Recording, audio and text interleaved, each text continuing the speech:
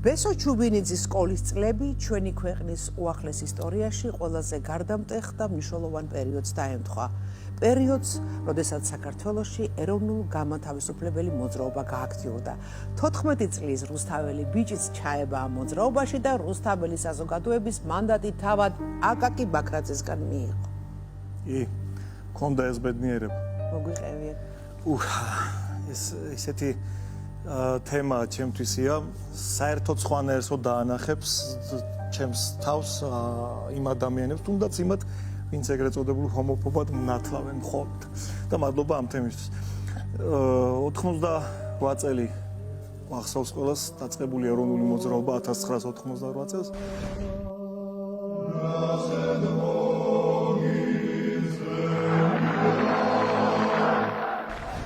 მაშინ იყო რუსთაველის საზოგადოება შეიქმნა, ძალიან ისეთი ინტელექტუალური ხალხის მიერ შექმნილი და მას ხელმძღვანელობდა ბატონი აკაკი ბაქრაძე. როგორ მოხდი ამ წრეში? მართლა რეალურად მე დრო შევიყავი ამ ხალხის მე მეგობრობდი მათთან, იმ გაგებით მეგობრობდი, რომ პირდაპირ შემიძლია გითხრა, შავი საქმის კეთებელი ახალგაზრდების გუნდი მყავდა. შავ საქმეში რას გულისხმობ, იცი? პროკლამაციების გაკვირიდან დაწყებული, ზუსტადაც რომ მე დრო შევბი დამთავრებული რაღაც თემებში ჩავერთი ახალგაზრდულ თემებში და ალბათ დაინტერესება გამოიწვია და ბატონ აკაკი ბაქრაძემ მიგიღო ამ მოწმობა დღესაც შენახული მაქვს. მოწმობა გადმომცა სახალხო და საჯაროდ 14 წლის ასაკში ჩამოაყალიბე ბავშვთა არაფორმალური ორგანიზაცია არიში. რა ფუნქცია ჰქონდა ამ ორგანიზაციას? აი, გეტყვი რა ფუნქცია ჰქონდა. არიში არის, რუსთავში არის ციხესიმაგრე, ძველ რუსთავში ეგრეთ წოდებულში, თამარ მეფის დროინდელი ციხესიმაგრეა. დღესაც არსებობს 88 წელს ჩამოვაყალიბე მოსწავლეთა არაფორმალური გაერთიანება არიში. შევკრიბე ეს ჩემი სამეზობლო, ჩემი მეგობრები ყველას მოვიკითხავ აქედან. მე აღარ ცხოვრობ დღეს რუსთავში, თუმცა ჩემი მშობლები ცხოვრობენ და იცი როგორი ის იყო, დაახლოებით 400-500 ადამი ბავშვი ვიყავით. ბესომ საკუთარი ხელით შეკერა დამოუკიდებელი საქართველოს დროშა, რომელიც სულთან დahkონდა და რომლის გამოც ორჯერ დაიჭირეს კიდეც. მოგვიყევი პირველად როდის დაგიჭირეს და მეორედ როდის? კი ბატონო, გეტყვი, ასე იყო, გაგიკვირდებათ, მაგრამ მე შევკერე ეს დროშა.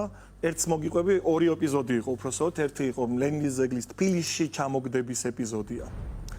თავისუფლების მოედანი, რომელიც ყველა მიცის დღეს და უმშვენიერესი განდაკება ამშვენებს, სათუად იქ იყო დიდი ლენინის ზეგლი. ასე, ახსოვს, ქუდი ეჭირა. ქუდი ეჭირა. და 22 აპრილი იყო მისი დაბადების დღე, ბატონი ულიანოვის და 4 წრეზე იყო შემორტმული მაშინ მილიციის კორიდორები. 4 წრეზე, იმიტომ რომ ეროვნული მოძრაობის ლიდერები მის შეურაცხყოფა ძეგლის და ასე შემდეგ. როგორც ხდებოდა ხომ, იცავდნენ ამ ძეგლს 4 წრეზე. თან იყო ავტობუსები ჩახერგილი, სადაც პოლიცია არ ყოფნიდათ. არის შენ გემახსოვრება წითელი კარუსები და ყვითელი ნახევრადი ექსპრესის ავტობუსები. აი მაშინ მოვინდომეთ, რომ რაღაცნაირად ეს დროშა უნდა მიგვეტანა ლენინის კვარცხლბეკის წინ. რანაირად მიიტან, ხო არ გადააფრინდები 4 ის არის და ნუ იმდენად სუსტი ვიყავი, ამ ნახევარ ექსპრესში ავედით, გადავძვერით ფანჯრიდან, ეგრეთ წოდებული პორტოჩკიდან, გადავედით ერთ ბარიერზე, მერე გადავედით მეორე ბარიერზე, რომელიც წითელი ექსპრესებით იყო აჭრებული, გავძვერით მერე კიდე მესამე ბარიერის ქვეშ ავტობუსების ქვეშ და აი ესე როგორ იცი, ეხლა რო ვიხსენე მეცინება, მივედით და ავაფრიალეთ ეს დროშა ლენინის ზეგლის კვარცხლბეკი. ეს იყო რა, იცი? ზუსტად ვიცი რომ უშრობის არქივში ესე დევს ეს მასალები და ეს კი რა თქმა უნდა. და მოგვეცით ეგ კადრები რა, გეხვეწებით რა. მოინდომე და ვერ ჩემ პროფესიული რაღაცების გამოყენება მინდოდა და უშიშროების არქივში ჩემი და მამა გაბრიელის ვიდეოს დევს სიონის ტაძარში. არა, მე უშიშროება მიხარ არ მაძლევე. მეც მომეცით თუ შეიძლება. ისტორია, დაგვიბრუნებ. ჩვენი ისტორია გვაჭუქეთ კაცო, არა ვარ ღირსნი. ვიზუალურად და ნამიჭირეს ჩემოია ამ ჩემო მილის ხო ანუ რას მიზავდნენ ახლა კი ხვდები ახლა სულ ამ ხელა ვიყავი და ერთი სახეში სამორტმაც საკმარისი იყო ჩემთვის რომ რაღაცა ძალიან კარგად მომექცნეთ ხო ვერ გეტყვი ძალიან კარგად მცემეს და რომ მაგდებდნენ ეს დაინახა ხალხმა რომელიც ამ ბარიერების იქით იყო ნუ მაშინ გახსოვს ეროვნული მოძრაობა როგორი შეკრული იყო და ერთი ყველასთვის და ყველა ერთისთვის და როგორ ჩვენი პატარა მედროშე ესე დღეში და იქ რო იხულა ხალხმა მიჭერდნენ პირდაპირ შემიძლია კითხვა ამიყვანეს იმ ავტობუსში სადაც ეგრეთ წოდებულ დაპატიმრებულთა ლოჟა იყო და გამომიხსნა ამ ხალხმა რომ დაიძრა ეს ერთი რა ვიცი 100-200 კაცი იდგა იქით ფლიგელზე ეს იყო ჩემი, რა ვიცი, აი როგორ იცი, თურმე რა ძალა აქვს ერთობას, გესმის?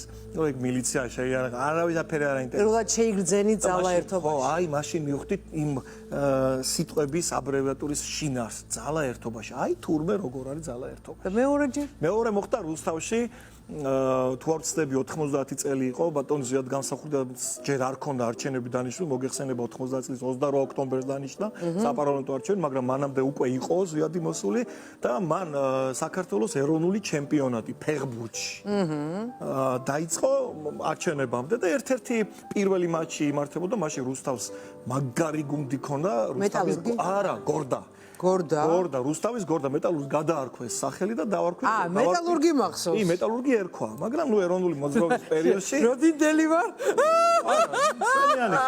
შენ გიხაროდეს ჩემო ია რო იგივე ხარ მარა და მარა ჩვენი პროგრამული პაროცვარე ვარ და იქ არის ახლა ნამყოფი ხარ თუ არა რუსთავის სტადიონზე, საკმაოდ ისეთი სტადიონი იყო 15000 კაცი ეტყოდა და სავსე იყო. ხო როგორ წარმოვიდგენე, მუხტი ეროვნული ჩემპიონატი, ერთ-ერთი პირველი შეხვედრა რუსთავის გორდა ხდება, აღარ მახსოვს ვის ფოთის კოლხეთი 1913 ესეთი გუნდი იყო მაშინ, ფოთელების, თუ არ ვცდები ეს გუნდი იყო.